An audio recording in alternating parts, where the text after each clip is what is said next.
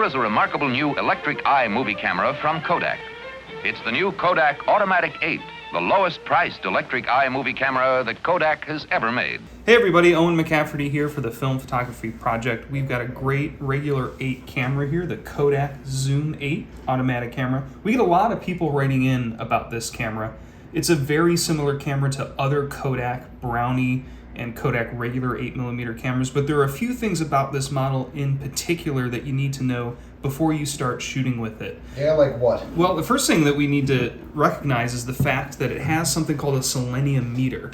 This is a fully automatic camera, which means that there's no way for you as a shooter to change the lens opening or the aperture. The camera does it for you. And the issue with this camera, or the issue can be with this camera, that the Selenium Meter, which is essentially the thing that powers the light sensitivity of the meter, can often wear out and become inaccurate. And because it's a fully automatic camera and you can't change the aperture, if that meter goes out and doesn't work anymore, or it's not accurate, the camera essentially becomes useless because you're not going to get a good picture. More than likely your picture will be overexposed. So you might be asking yourself, okay, Owen, well, how do I test that? Well, it's actually pretty simple. It might be tough to see on camera, but inside the lens is the aperture. And if you shine a light into the meter window, which is this honeycomb convex window here, if you shine light into that, like with your phone or a flashlight, you want to keep your eye on the lens, and you'll see that little aperture move up and down, making the lens wider and smaller. And if that moves, if that reacts with the light, there's a really good chance that your meter is working pretty well. One thing you should know when you buy really any camera with a Selenium Meter, especially movie cameras, if you see one that comes in its original box or it's been kept in a case, that means that the meter may have been kept in the dark, which is probably one of the best things you can do to keep a Selenium Meter working. So that's the first thing you need to know about this camera. Let's assume that yours works and the meter is working properly. I'll go ahead and show you what else you can do on this camera. So it's a regular 8mm roll camera. It takes 25-foot spools. We're going to open up the film chamber here, and you'll see there's a take-up spool, and it takes regular 8mm movie film, which is a movie film that's 16mm wide. You roll it through the camera once, and you shoot one side of the film, and then you shoot the other side of the film, so that you can get 25 feet turns into 50 feet in the end. So you get about a little over 3 minutes of footage.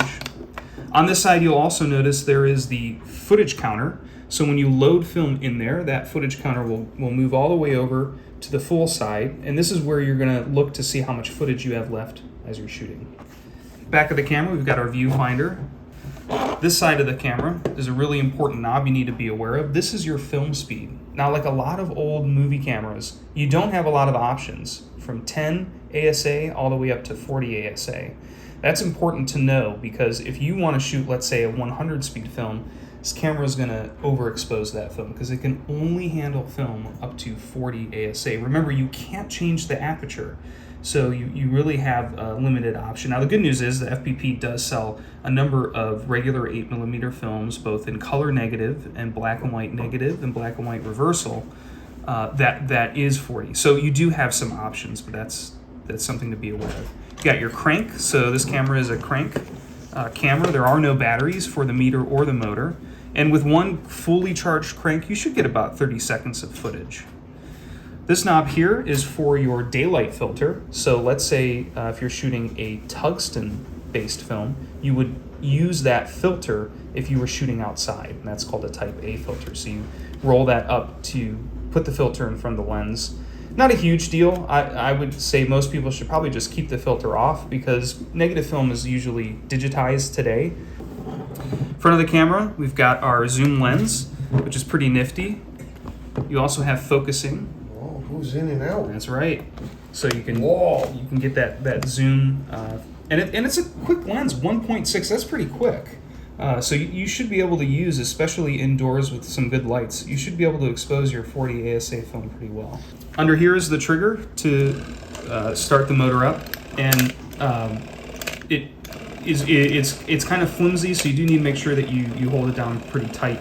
So that's it in terms of features. Now I can show you how to load. It's really easy. Kodak made these cameras simple to load, so we'll take our film back off. I've got some dummy film here. It's what we call a shorty. So normally you would want to do this under subdued light. So like all 8mm cameras, there's a side 1 and then there's a side 2. So when you load it in, make sure that your film says side 1 and you're going to put that on the post. Now, the other important thing to know is these spools are designed to go a certain way.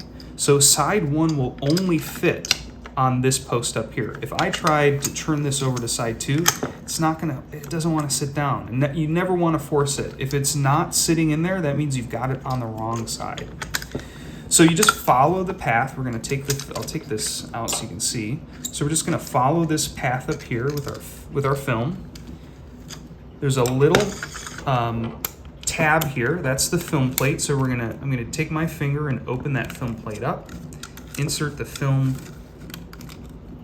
back there. And you hear that little click. That means it's sitting.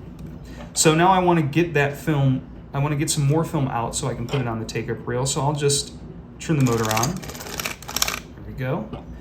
Take my take-up spool. And the take-up spool always stays with the camera, because once you flip it over and you shoot side 2, your film, and I'll show you that in a second, is going to be on your original, what we call supply spool. So we'll just turn that on, and a couple feet. This is a short roll, so I'll show you what happens when it finishes. So you shoot side 1, and again, because it's 16mm wide, it's shooting on one side. There it goes out. So now when side 1's done, what I need to do is take the supply spool.